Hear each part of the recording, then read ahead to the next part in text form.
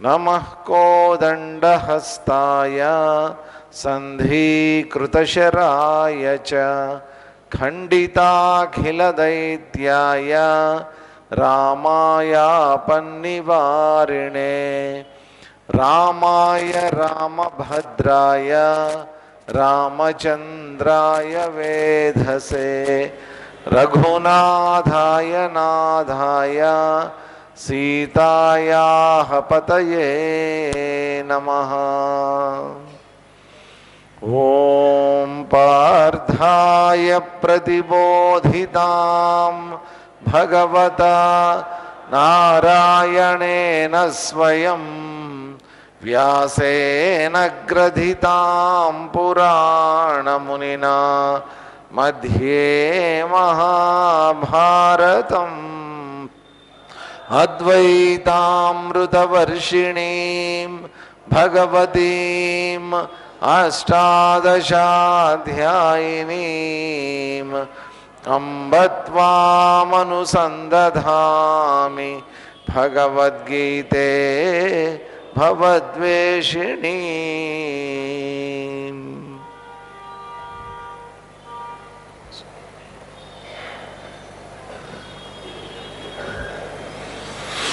హరి ఓం. అందరికీ నిన్న జరిగిన శ్లోకాలు ఒకసారి చదువుదాం. 21వ శ్లోకం నుంచి చదువుదాం. 2వ అధ్యాయం 21వ శ్లోకం. వేదా వినాశినం నిత్యం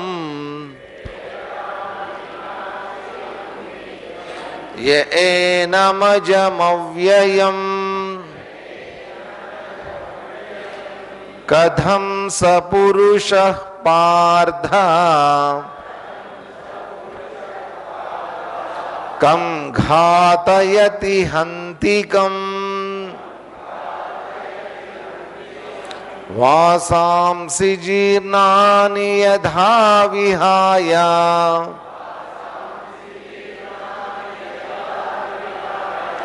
నవాని గృహ్ణాతి నరోపరాణి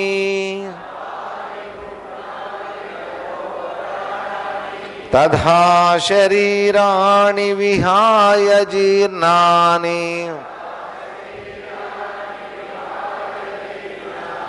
అన్యాని సంయాతి నవాని దేహి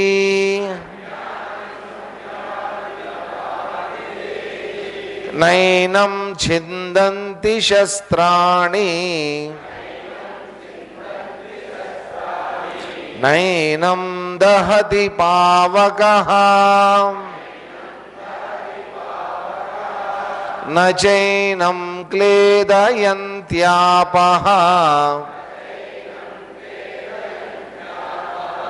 న శోషయతి మారుతః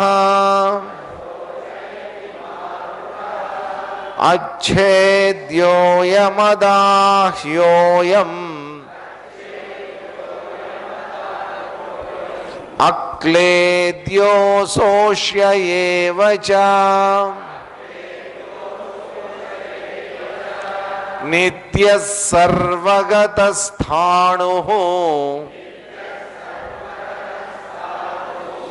అచలోయం సనాతనః అవ్యక్తోయమచింత్యోయం అవికార్యోయముచ్యతే తస్మాదేవం విదిత్వైనం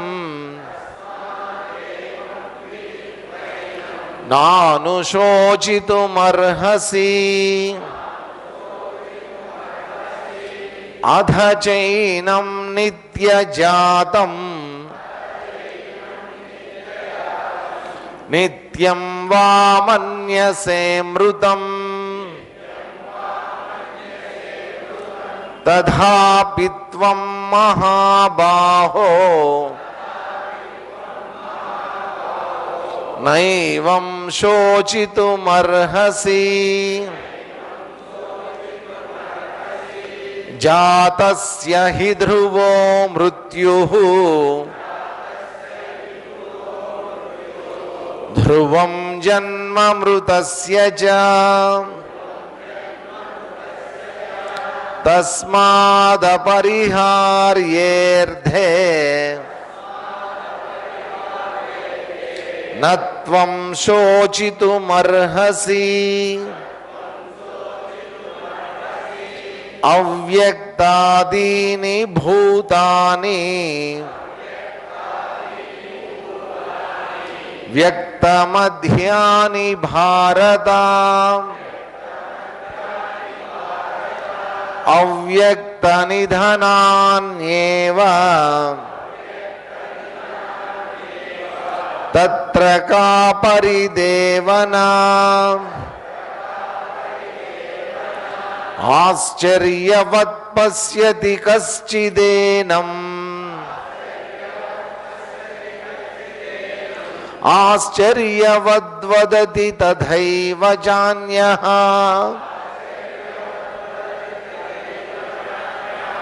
ఆశ్చర్యవచ్చైనమన్యః శృణోతి శ్రుత్వాప్యేనం వేద న చైవ కశ్చిత్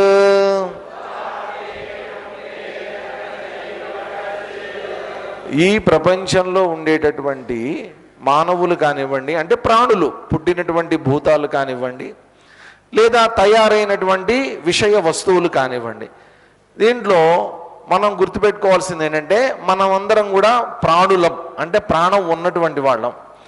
మనం ఏం చేస్తాం, ఈ ప్రాణం ఉన్నటువంటి ప్రాణులు ఇవన్నీ కూడా ముందు పుడుతున్నాయి, మధ్యలో కొంతకాలం కనిపిస్తున్నాయి, చనిపోయిన తర్వాత అవ్యక్తంలోకి వెళ్ళిపోతున్నాయి ఇవన్నీ కూడా. కాబట్టి ఎక్కడి నుంచి వస్తున్నాయి ఇవన్నీ? అవ్యక్తం నుంచి వస్తున్నాయి, మధ్యలో కొంతకాలం కనిపిస్తున్నాయి ఇక్కడ, తర్వాత మళ్ళీ అవ్యక్తంలోకి వెళ్ళిపోతున్నాయి. ఇదేమనుకుంటున్నాం మనం? కేవలం ఈ మానవుడి యొక్క ప్రాణుల యొక్క లక్షణము అని అనుకుంటున్నాం. జంతుజాలము, పక్షులు, లేకపోతే వృక్షాలు ఇటువంటివన్నీ పుడుతున్నాయి, కనిపిస్తాయి, అంతమైపోతాయి. మధ్యలో కనిపించేటటువంటిది, ఏదో కొంతకాలం కనిపించేటటువంటిది ఏదైతే ఉందో దీనితోటి నీకు ఎందుకు అటాచ్మెంట్ అని అడుగుతున్నాడు. అంటే ఇక్కడ ఉండేటటువంటి మానవులందరితోటి ఎందుకు అటాచ్మెంట్ నీకు? దాంతోపాటు ఇంకొకటి గుర్తుపెట్టుకోవాల్సింది ఏంటంటే, మనం ఈ భూమి మీద ఉన్నాం, కేవలం ఈ భూమి ఒకటే కాదు కదండి, మనతో పాటు ఇంకా ఎన్ని ఉన్నాయి? ఇంకా దాదాపు ఒక 7-8 గ్రహాలు ఉన్నాయి. ఇవన్నీ ఎక్కడ తిరుగుతున్నాయి? సూర్యుడు చుట్టూ తిరుగుతున్నాయి. ఇటువంటి సూర్యుళ్ళు ఎన్నున్నాయి? కొన్ని వందల లక్షలు ఉన్నాయి, లక్షల్లో ఉన్నాయి, కోట్లల్లో ఉన్నాయి సూర్యుళ్ళు. మళ్ళీ వాటన్ని చుట్టూ గ్రహాలు తిరుగుతున్నాయి. ఎక్కడో అక్కడ కూడా ప్రాణికోటి ఉంటే ఉండొచ్చట. స్టీఫెన్ హాకిన్ గారు చెప్పారు మనకి. అక్కడ కూడా ఉండొచ్చు, మనలాంటి వాళ్ళు ఎవరో మన నైబర్స్ అక్కడ ఉంటే ఉండొచ్చట, ఉన్నారట. మనకి తెలియదు అంతే, మనం వాళ్ళకి ఎట్లా తెలీదో వాళ్ళు మనకు అట్లాగే తెలీదు, మొత్తానికి ఉన్నారు. అయితే ఇవన్నీ ఏంటి? ఎంత కనుక్కున్నప్పటికీ కూడా, ఎంత సైన్స్ డెవలప్ అయినప్పటికీ కూడా ఇవన్నీ వాళ్ళు కూడా చెప్తున్నటువంటిది, ఒకానొక రోజున ఇవన్నీ పుట్టాయి. ఈ సౌరమండలాలు, ఈ సూర్యుళ్ళు, వాటి చుట్టూ తిరుగుతున్నటువంటి గ్రహాలు, ఆ గ్రహాల చుట్టూ తిరుగుతున్నటువంటి చంద్రుడు లాంటి ఉపగ్రహాలు, ఇవన్నీ కూడా పుట్టాయి ఒక రోజున. ఇవన్నీ కూడా ఒక రోజున ఏమవుతాయి? అవ్యక్తం, మళ్ళీ అవ్యక్తంలోకి వెళ్ళిపోతాయి ఇవన్నీ. ఇప్పుడు ఇదంతా మనం ఎక్కడున్నాం? మధ్యాని, మనందరం మధ్యలో ఉన్నాం ఇప్పుడు. కాబట్టి అవ్యక్తానికి మధ్యలో ఉండేటటువంటి వ్యక్తము, కనిపించేటటువంటి స్థితిలో మనం ఉన్నాం. అందా? ఇట్లాగ అప్పుడప్పుడు కనిపించిపోయేటటువంటి దాని గురించి ఎందుకు నువ్వు తత్రకా పరిదేవన, ఎందుకు నువ్వు చింతిస్తున్నావు అనవసరంగా అనేటువంటి క్వశ్చన్ వేశారు. వేసిన తర్వాత నిన్న చెప్పినటువంటి ఒక చక్కటి ఉదాహరణ, మనమేం కొత్తగా ఉదాహరణలు చెప్పుకోకర్లా, శ్రీకృష్ణ పరమాత్మ అద్భుతమైనటువంటి ఉదాహరణ చెప్పాడు. చనిపోవటం అనేటటువంటి దాన్ని చాలా ఈజీగా, సింపుల్గా తీసుకోండి. అదేదో పెద్ద ఇదే ఏదో పోతుంది అని అనుకోవద్దు, ఏదో జరిగిపోతుంది అని అనుకోకండి. ఇది కేవలం ఒక మార్పు మాత్రమే. ఎలాంటి మార్పు? ఉదాహరణతో సహా చెప్పారు. ఏ విధంగా అయితే పాత చొక్కా తీసేసి కొత్త చొక్కా వేసుకుంటామో అంత సింపుల్గా జరిగిపోయేటటువంటి ఒక మార్పు మాత్రమే అని చెప్పి తర్వాత ఏమన్నారు?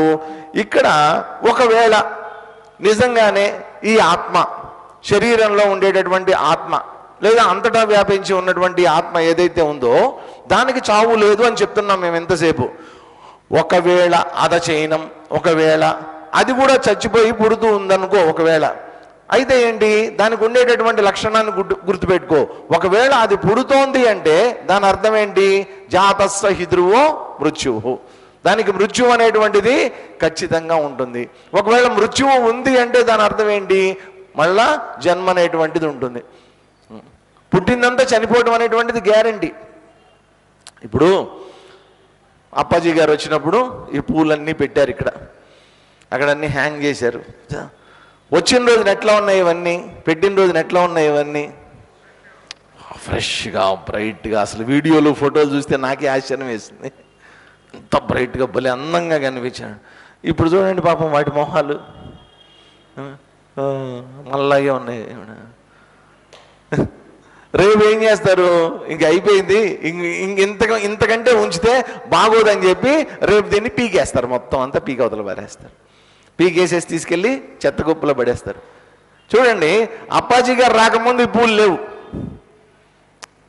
తర్వాత సడన్గా కనిపించాయి, చాలా అందంగా కనిపించాయి కదా. ఇంకో 2-3 రోజుల తర్వాత ఇవన్నీ మళ్ళీ కనిపించకుండా వెళ్ళిపోతాయి కదా. ఈ విషయం మనకి ముందు తెలీదా? ముందు తెలీదా? మనకి తెలుసు కాబట్టే దాని దగ్గరకు వచ్చి అవి వాడిపోక ముందే మనం అక్కడికి వచ్చి సెల్ఫీలు తీసేసుకుంటాం. నేను చూసే సెల్ఫీలు తీసేసుకున్నారు అక్కడికి వచ్చి, తర్వాత అయిపోయింది. కాబట్టి ఇక్కడ చెప్తున్నది ఏంటంటే ఇదంతా కూడా రావటం పోవటం అనేటువంటిది సర్వసాధారణమే అని నీకు అనిపిస్తే కనుక దాని విషయంలో కూడా నువ్వు అసలు ఆలోచించాల్సినటువంటి అవసరం లేదు. వచ్చింది అంటే అది పోతుంది, పోయింది అంటే అది ఖచ్చితంగా వస్తుంది, దాని గురించి వర్రీ అవ్వదు. ఇంకా ఏం చెప్పారు దాని తర్వాత, ఆశ్చర్యవత్ పశ్యతి. ఇది చాలా ముఖ్యమైనటువంటి శ్లోకం, నిన్న చివర్లో చదివాం. ఆశ్చర్యము అంటే ఏంటి, ఏదైనా సరే చాలా ఆశ్చర్యం అండి భలే ఆశ్చర్యం అండి అంటుంటాం.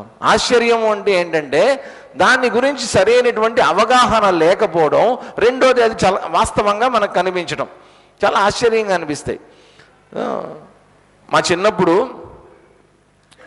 1981లో అనుకుంటా, నేను చాలా చిన్నపిల్ల 7th క్లాస్, కృష్ణా పుష్కరాలు వచ్చాయి విజయవాడలో. కృష్ణా పుష్కరాలు ఫేమస్ అప్పుడు. కృష్ణా పుష్కరాలు వచ్చాయి. మొట్టమొదటిసారి విజయవాడలో మేము ట్యూబ్ లైట్లు చూసాం. అప్పటిదాకా ట్యూబ్ లైట్లు అంటే ఏంటో మాకు తెలీదు, స్ట్రీట్ లైట్లు అంత గుడ్డి బల్బు దీపాలు ఉంటాయే అవి ఉండేవన్నమాట. అవి వేస్తే వీధుల వెంట అందరూ బయటకు వచ్చి, ఇళ్లలోంచి బయటకు వచ్చి ఆశ్చర్యవత్ పశ్యతి. ట్యూబ్ లైట్లు, మనం ఇళ్లల్లో పెట్టుకునే లైట్లు రోడ్ల మీద వేశారు. ఆ తర్వాత పెద్ద పెద్ద సోడియం వేపర్ ల్యాంప్స్ వచ్చాయి. ఇప్పుడు కామన్ సోలార్ లైట్లు అంతా కామన్, ప్రతి ఇళ్లలోనూ మన నెత్తి మీద కూడా ఉన్నాయి ఇప్పుడు అవన్నీ. ఒకప్పుడు ఏ చిన్నదైనా కానీ కొత్తది అని అనిపిస్తే ఆశ్చర్యంగా చూసేవాళ్ళం. ఇక్కడ కూడా ఏంటి, ఈ ఆత్మ అనేటువంటి పదార్థం ఏదైతే ఉందో దాని గురించి మనకి సరైనటువంటి అవగాహన లేదు. మనం ఇంతకుముందు చూడలేదు దాని యొక్క రహస్యం ఏంటో తెలియదు, అది ఉందో తెలియదు, లేదో తెలియదు, అదేంటో కూడా అర్థం కాదు. అందుకనే దాని లక్షణాలన్నీ చెప్పారు కదా, అచ్ఛేద్యోయం, అక్లేద్యోయం, అశోష్యం, అవ్యక్తం, అచింత్యం, అప్రమేయం, ఇన్ని రకాలైనటువంటి లక్షణాలు చెప్పారు. ఇన్ని రకాలైనటువంటి లక్షణాలు చెప్పిన తర్వాత వాస్తవంగా అట్లాంటిది ఏదేమి ఉంటుంది, ఎక్కడ ఉంటుంది, అది ఎలా ఉంటుంది, ఆశ్చర్యవత్ పశ్యతి. కాబట్టి ఈ మునులందరూ ఋషులందరూ ఎవరైతే వాళ్ళందరూ హిమాలయాల్లో తపస్సు చేసి ఆ రోజుల్లో ఒకే ఒక ప్రశ్న వేసుకున్నారు మన ఋషులందరూ కూడా. ఏంటంటే ఏదైనా సరే అండి, ఏదైనా ఒక శాస్త్రం, అది సైన్స్ కానివ్వండి, వేదాంతం కానివ్వండి, లేకపోతే మెడిసిన్ కానివ్వండి, ఏదైనా కానివ్వండి, ఒక క్వశ్చన్ అనేటువంటిది లేకపోతే దాంట్లోంచి ఆన్సర్ అనేటువంటి రాదు. ముందు క్వశ్చన్ ఉండాలి, ఏదో ఒక సమస్య, ఒక ప్రశ్న అనేటువంటిది ఉండాలి. ఆ రోజుల్లో మన మునులకు వేసుకున్నటువంటి ప్రశ్న ఏంటంటే ఒకటే ప్రశ్న, అసలు ఈ మానవుడు ఎక్కడి నుంచి వచ్చాడు, మానవులు ఎక్కడి నుంచి వస్తున్నారు, రెండవది ఈ ప్రపంచం ఎక్కడి నుంచి వచ్చింది. సో ప్రపంచం ఎక్కడి నుంచి వచ్చింది ఒక ప్రశ్న, ఈ జీవుడు మానవుడు ఎక్కడి నుంచి వస్తున్నాడు రెండవ ప్రశ్న. విచిత్రం ఏంటంటే ఇదే ప్రశ్న సైంటిస్టులు కూడా వేసుకున్నారు, వాళ్ళ ఆన్సర్ వేరు. వేదాంతపరంగా చూసినప్పుడు వీళ్ళ ఆన్సర్ వేరు, వాళ్ళు ఏం చేశారు, సైంటిస్టులు అందరూ ఏం చేశారు, పెద్ద పెద్ద ల్యాబొరేటరీలు తయారు చేసుకుని దాంట్లో ఏవో ఎక్విప్మెంట్ అంతా పెట్టుకుని కిందది పైకి పైది కిందకి పోసి ఏదో మొత్తానికి అంత రకరకాలైనటువంటి మీటర్లు ఇవన్నీ పెట్టుకుని ఎక్విప్మెంట్ అంతా పెట్టుకుని ఓహో ఇదంతా బిగ్ బ్యాంగ్ నుంచి వచ్చిందండి అని చెప్పి వాళ్ళు కనిపెట్టారు. మన వాళ్ళు ఏం చేశారు, మన వాళ్ళ దగ్గర ల్యాబొరేటరీలు లేవు, ఋషుల దగ్గర ఎక్విప్మెంట్లు లేవు, ఏం లేవు. ఎక్కడికి వెళ్ళారు వీళ్ళందరూ, హిమాలయాలకు వెళ్ళారు, ఓ చెట్టు చూసుకున్నారు, దాని కింద కూర్చుని ధ్యానం చేయడం మొదలుపెట్టారు. ఆ ధ్యానం యొక్క పరాకాష్ఠ స్థితిలో వాళ్ళకు అర్థమైనటువంటి విషయాలు ఏవైతే ఉన్నాయో, ద వెరీ రెవల్యూషన్స్ అంటాం మనం, ఆ రెవల్యూషన్స్ ఏవైతే ఉన్నాయో వాటిని శాస్త్రాల కింద తయారు చేశారు. ఒక్కొక్కరికి ఒక్కొక్క రకంగా అర్థమైంది. ఈ జగత్ ఎక్కడి నుంచి వచ్చింది, ఈ మానవుడు ఎక్కడి నుంచి వచ్చాడు, అసలు ఈ రహస్యం ఏంటి అనేటువంటిది వాళ్ళకి అర్థమైంది, వాళ్ళ ఊహకి అందింది అదంతా. దాన్ని ఏం చేశారు, వాళ్ళ దగ్గర ఆ జ్ఞానం అంతా ఉంచుకున్నారు. వాళ్ళ దగ్గరకు వచ్చినటువంటి శిష్యులు ఎవరో ఉంటారు కదా, ఆ శిష్యులకి అయ్యా ఇది ఎక్కడి నుంచి వచ్చింది అదే విషయాన్ని వాళ్ళు వాళ్ళ ఎగ్జిక్యూటివ్ పవర్ తోటి ఏదైతే అర్థం చేసుకున్నారో దాన్ని వాళ్ళకి చెప్పారు. మానవుడు ఎక్కడి నుంచి వచ్చాడు, ఈ ప్రపంచం ఎక్కడి నుంచి వచ్చింది. తర్వాత ఆ ఆన్సర్ తెలుసుకున్నటువంటి ప్రశ్నలు ఎవరైతే వాళ్ళు వచ్చినటువంటి శిష్యులు ఉన్నారో వాళ్ళు కూడా ఏం చేశారు, వాళ్ళు ఓ చెట్టు పుట్ట చూసుకున్నారు, వాళ్ళు ధ్యానం చేయడం మొదలుపెట్టారు. వీళ్ళందరూ తెలుసుకోవడానికి దేన్ని తెలుసుకోవడానికి ప్రయత్నం చేశారు, అసలు దీనికి ఆధారం ప్రపంచం ఎక్కడి నుంచి వచ్చింది అనేది తెలుసుకోవాలి కదా. ఎక్కడి నుంచి వచ్చిందో అది మాకు ముఖ్యం, ఈ ప్రపంచం ముఖ్యం కాదు మాకు. ఎక్కడి నుంచి వచ్చింది, ఇప్పుడు రెండు ప్రశ్నలు మనం చూస్తున్నాం. ఒకటి ప్రపంచం ఎక్కడి నుంచి వచ్చింది, నేను ఎక్కడి నుంచి వచ్చాను. విచిత్రం ఏంటంటే మన వాళ్ళు కనుక్కున్నటువంటిది రెండిటికి ఆన్సర్ ఒకటే చెప్పారు, ప్రపంచము పరమాత్మ నుంచే వచ్చింది, ఈ జీవుడు కూడా పరమాత్మ నుంచే వచ్చాడు. ఆన్సర్ మాత్రం ఒకటే, ప్రశ్నలు మాత్రం రెండు. కాబట్టి ఇది ఎలా ఉంటుంది, ఆ ఋషి అనుభవాన్ని పొందాడు. అందుకనే వాళ్ళని ఏమన్నారు అంటే, వాళ్ళ అనుభవాన్ని పొందారు కాబట్టి వాళ్ళని ద్రష్టలు అన్నారు. వాళ్ళు చెప్పినటువంటిదంతా కూడా శాస్త్రము అన్నారు. కాబట్టి ఆ శాస్త్రం ద్వారా, శాస్త్రం ఏం చేస్తుంది ఎప్పుడు కూడా, శంసతి శాసనాత్ బోధయతి, నిర్దేశించి నిర్దుష్టంగా ఇలాగే ఉండాలి, ఇది శాస్త్రం, ఇది వాస్తవం, ఇది నిజం అని బల్లగుద్ది చెప్పేటటువంటిది శాస్త్రం. కాబట్టి ఆ శాస్త్రాలన్నింటినీ ఎవరు తయారు చేశారు, మన ఋషులు మునులు తయారు చేశారు. వాళ్ళ శిష్యులు కూడా వాళ్ళ దగ్గర తెలుసుకోవడానికి ప్రయత్నం చేశారు. చూస్తే ఆశ్చర్యవత్, అవునా, వాళ్ళు చెప్పేది ఒకటే, ఇది నువ్వు పైన నీ ఇంద్రియాలతోటి తెలుసుకునేటటువంటి ప్రపంచం కాదయ్యా, ఇది నువ్వు అనుభవం ద్వారా తెలుసుకోవలసినటువంటిది. ఇది అప్పటిదాకా నీకు ఇది ఎలా కనిపిస్తుంది, ఇది ఆశ్చర్యంగానే కనిపిస్తుంది. కాబట్టి తెలుసుకున్నటువంటి వాడు చెప్పడానికి ప్రయత్నం చేస్తే వినేవాడు ఆశ్చర్యంగానే వింటాడు, చెప్పేవాడు ఆశ్చర్యంగానే చెప్తాడు. దీని గురించి ఆశ్చర్యవత్ వదతి ఆశ్చర్యవత్ శృణోతి. కానీ ఇది ఎలాంటిదట, శృత్వాప్యేనం వేదన చైవ కశ్చిత్. నువ్వు దీని గురించి ఎంత విన్నా ఎంత చెప్పుకున్నా కానీ అంత ఈజీగా అర్థమయ్యేటటువంటిది కాదు. ఎందుకు అర్థం కాదు చెప్పండి, ఎందుకు అర్థం కాదు? ఎప్పుడు కూడా అండి అనుభవం అర్థం కాదు ఎవరికి. ఇప్పుడు మీ దగ్గరికి వచ్చి, సార్ మిమ్మల్ని ఒకటి అడిగా, స్వీట్ అంటే ఏంటో చెప్పండి నాకు, చెప్పండి. స్వీట్ అంటే ఏంటి? తీపి, తీపి కదండి, తీపి. ఇప్పుడు నేను ఇంకో క్వశ్చన్ అడుగునా, తీపి అంటే ఏంటో చెప్పండి. నేను ఇంగ్లీష్లో అడిగితే మీరు తెలుగులో చెప్పారు. తీపి అంటే ఏంటో చెప్పండి. ఇప్పుడు మీరు రకరకాలైనటువంటి ఉదాహరణలు చెప్తారు. సార్ మైసూర్ పాక్ తింటే సార్ భలే ఉంటుంది సార్, గులాబ్ జామ్ తింటే సార్ అది సార్ స్వీట్ అంటే. మీకు నచ్చిన స్వీట్ల పేర్లు చెప్తారు, అది విచిత్రం కదా. నేనేం అడుగుతానంటే, నాకు గులాబ్ జామ్ కాదయ్యా, నాకు కావాల్సిన స్వీట్ అంటే ఏంటో చెప్పు. నాకు మైసూర్ పాక్ కాదు, స్వీట్ అంటే ఏంటో చెప్పు. ఏం చేస్తే బెటర్? అప్పుడు ఆ నోట్లో ఓ స్పూన్ చక్కెర వేస్తే వాడికి అర్థం అవుతుంది కదా స్వీట్ అంటే ఏంటో, అప్పుడు తెలిసిపోతుంది. నువ్వు ఎంత చెప్పుకున్నా పైన ఉండే ఆకారాల గురించి చెప్తున్నావు తప్ప, దాని పేర్ల గురించి చెప్తున్నావు తప్ప, స్వీట్ గురించి నువ్వు చెప్పగలవా? స్వీట్ ఎలా ఉంటుందో నోట్లో వేసుకుంటే కలిగేటటువంటిది స్వీట్ యొక్క అనుభవం. అప్పుడు అర్థమవుతుంది, ఓహో ఇదన్నమాట స్వీటు. మన ఋషులందరూ చేసినటువంటి ప్రయత్నం ఇదేనండి. వాళ్ళు తెలుసుకున్నటువంటి దాన్ని మనకి తెలుసుకునేటటువంటి విధంగా చేయడానికి చేసేటటువంటి ప్రయత్నం ఇదంతా కూడా.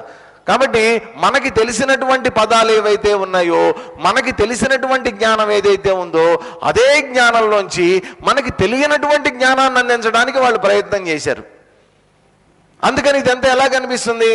ఆశ్చర్యవత్. ఆశ్చర్యం. పరమాత్మ ఎలా ఉంటుంది? ఆశ్చర్యం.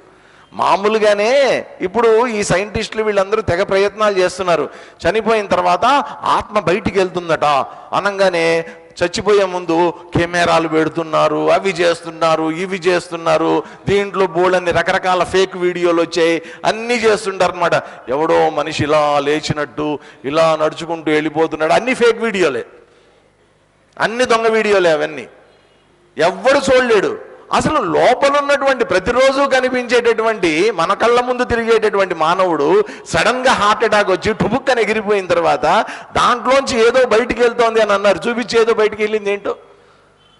ఆశ్చర్యవత్ పశ్యతి. ప్రపంచంలో ఉన్నదాన్నే నువ్వు చూపించలేకపోతున్నావే, ఆ పరమాత్మ చైతన్యాన్ని నువ్వు చూపించగలవా? ఆశ్చర్యవత్.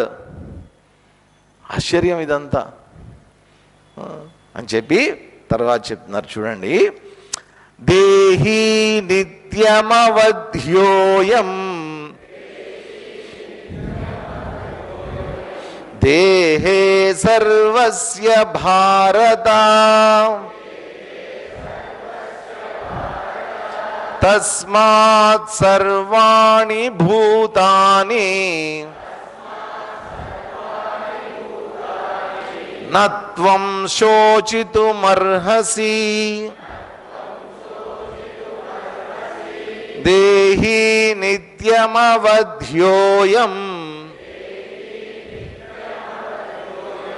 దేహే సర్వస్య భారత తస్మాత్ సర్వాణి భూతాని నత్వం శోచితుమర్హసి. భారత, ఓ అర్జునుణ్ణి భారత అని పిలుస్తున్నాడు. భా అంటే కాంతి, భాస, ప్రభాసం అంటే భాసం, ప్రకాశం. భారత, ఆ కాంతిలో రమించేటటువంటి వాడు భారత. ఏ కాంతిలో రమించేటటువంటి వాడు? ట్యూబ్ లైట్ కాంతా లేకపోతే ఎల్ఈడి లైట్ కాంతా? ఏ కాంతిలో రమించేవాడు? అక్కడ కాంతి అంటే జ్ఞానం. ఎప్పుడు కూడా వేదాంతంలో జ్ఞానాన్ని కాంతితో పోల్చి చూపిస్తారు, అజ్ఞానాన్ని చీకటితో పోలుస్తారు. ఎక్కడైతే కాంతి అనే పదం వస్తుందో అక్కడ జ్ఞానం అని అర్థం చేసుకోవాలి, అజ్ఞానం అంటే చీకటి కింద అర్థం చేసుకోవాలి. ఇక్కడ భారత దివ్యమైనటువంటి జ్ఞానకాంతిలో రమించేటటువంటి వాడా మన భారతదేశం మంది. కాబట్టి మన దేశం ప్రపంచానికి ఇచ్చినటువంటి అద్భుతమైనటువంటి గిఫ్ట్ ఏంటో తెలుసా సార్? సైన్స్ కాదు, సోషల్ స్టడీస్ కాదు, కెమిస్ట్రీ కాదు, ఫిజిక్స్ కాదు, అద్భుతమైనటువంటి ఆధ్యాత్మిక జ్ఞానాన్ని మన దేశం ప్రపంచానికి అందించింది. అందుకని ఇది భారతదేశము. భరతుడు పరిపాలించినటువంటి దేశం ఒక అర్థం, కానీ కాంతి లాంటి చైతన్యవంతమైనటువంటి జ్ఞానాన్ని ప్రపంచానికి అందించినటువంటిది కేవలం మన దేశం మాత్రమే కదా. అందుకని భారతదేశం మనది. అటువంటి ఓ భారత, ఓ అర్జున, అయం దేహి సర్వస్య దేహే. ఈ దేహి అయినటువంటి వాడు ఎవరైతే ఉన్నారో, లోపల ఉన్నటువంటి ఆత్మ చైతన్యం, జీవుడిగా ప్రకటితమవుతున్నటువంటి చైతన్యం ఏదైతే ఉందో అది అన్ని దేహాలలో, ఒక దేహంలో కాదండి, కేవలం అర్జునుడో, కేవలం కృష్ణుడో, దుర్యోధనుడో, ధృతరాష్ట్రుడో కాదు, అన్ని దేహాలలో కూడా నిత్యం అవధ్య, ఎప్పుడు కూడా అది చంపబడనటువంటిది. అవధ్యం, దాన్ని ఎవరు కూడా చంపలేరు. తస్మాత్ సర్వాణి భూతాని. అదేవిధంగా అన్ని ప్రాణులు కూడా, మానవుల్ని మాత్రమే తీసుకోవద్దు దీంట్లో, సర్వాణి భూతాని, ఈ ప్రపంచంలో ఏవైతే పుట్టాయి అని నువ్వు అంటున్నావో ఆ పుట్టినటువంటి వాటన్నిటి యొక్క లక్షణం ఏంటి? లోపల ఉన్నటువంటి ప్రాణి, లోపల ఉన్నటువంటి జీవుడు, లోపల ఉన్నటువంటి దేహి ఎవరైతే ఉన్నారో అవధ్యం, ఆయన ఎవరు కూడా ఏమీ చెయ్యలేరు. త్వం శోచితం నా అర్హసి. కాబట్టి నువ్వు అనవసరంగా ఎక్కువగా ఆలోచించద్దయ్యా. నా శోచితం. ఎందుకని చెప్తున్నాడు అర్జునుడికి? అనవసరమైనటువంటి ఆలోచనలు చేశాడు కదండి ఇప్పటిదాకా. అతని దుఃఖానికి అంతటికీ కారణం ఏంటి చెప్పండి? ఆలోచించడమే. మనం కూడా ఏంటంటే అనవసరమైనటువంటి ఆలోచనలు పెట్టుకొని అవసరమైనటువంటి సమయంలో అనవసరమైనటువంటి ఆలోచనలు చేసి జీవితాన్ని పాడు చేసుకుంటారు చాలామంది. అవసరమైనటువంటి సమయంలో అవసరమైనటువంటి ఆలోచనలు చేస్తే మంచిదే. ఇప్పుడు యుద్ధం చేయడానికి వచ్చాడండి అర్జునుడు. మరి యుద్ధం చేయడానికి వచ్చినటువంటి వాడు ఇప్పుడు ఏ రకమైనటువంటి వ్యూహాన్ని నేను అవలంబించాలి, ఏ రకమైనటువంటి అస్త్రాన్ని ఉపయోగించాలి అనేటువంటి ఆలోచనలు చేస్తే మంచిదే. అది అవన్నీ వదిలేసేసి అసలు యుద్ధం చెయ్యాలా వద్దా? అసందర్భమైనటువంటి ప్రేలాపనలు ఇవన్నీ కూడా అసందర్భమైనటువంటి అనవసరమైనటువంటి ఆలోచనలు. నా సూచితం. దీని గురించి అనవసరంగా ఆలోచించద్దు. ఇప్పటిదాకా మనకి చెప్పిందంతా కూడా ఏంటంటే ఒక్కసారి ఒక చిన్న రివిజన్ చేద్దాం. ఈ రివిజన్ అంతా దేని గురించి అంటేనండి, ఇక్కడ ఇప్పటిదాకా మనకి చెప్పినటువంటిది మొత్తం మన ఉపనిషత్తులు కానీ, బ్రహ్మసూత్రాలు కానీ, భగవద్గీత కానీ, ప్రస్థానత్రయం కానీ, అన్ని ఉపనిషత్తులు కానీ ఏవైనా కానీ ఇవన్నీ చెప్పేటటువంటి సూత్రీకరించినటువంటి రహస్యం ఏదైతే ఉందో ఆ రహస్యాన్ని ఈ దాదాపుగా ఈ 20 శ్లోకాల్లో మనకి చెప్పారు. ఏంటి? పైన కనిపించేటటువంటి నామరూపాలు మాత్రమే, నామరూపాలకి అతీతమైనటువంటిది శరీరం లోపల ఉంది, అది శరీరి. నామరూపాలతో కూడుకుని ఉన్నటువంటిది దేహము, దాని లోపల ఉన్నటువంటి వాడు దేహి. ఆ దేహి అయినటువంటి వాడు నిత్యము, అది నాశనము లేనటువంటిది. లోపల ఉండేటటువంటి శరీరీ ఎవరైతే ఉన్నారో వాడు నాశనము లేనటువంటి వాడు. కాబట్టి ఆ నాశనం లేనటువంటి దాన్ని చూసి నువ్వు అనవసరంగా బాధపడాల్సినటువంటి అవసరం లేదు. ఇక్కడ ఇంత మాత్రమే ఈ 20 శ్లోకాల్లో మొత్తం వేదాంత జ్ఞానసారం అంతా కూడా దీంట్లో చొప్పించి మనకు అందించాడు. ఇంత చెప్పినా కానీ అర్జునుడికి ఇంకా ఎక్కల. కృష్ణ, నువ్వు చెప్పింది నాకు అర్థమైపోయింది, ఇంక నేను లేచి యుద్ధం చేస్తా అని అంటాడేమో అనుకుంటాడు అర్జునుడు. అనడే. కాబట్టి ఏం చేస్తాడు? సరే, ఇప్పుడు నేను చెప్పింది నీకు అర్థమైందో లేదోనయ్యా, ఇంకో రకంగా చెప్తా. ఇంకో రకంగా ఎట్లా చెప్తాను ఇప్పుడు చూడండి. ఇంకొక పద్ధతిని వాడుతున్నాడు అనమాట. 31వ శ్లోకం చదువుదాం.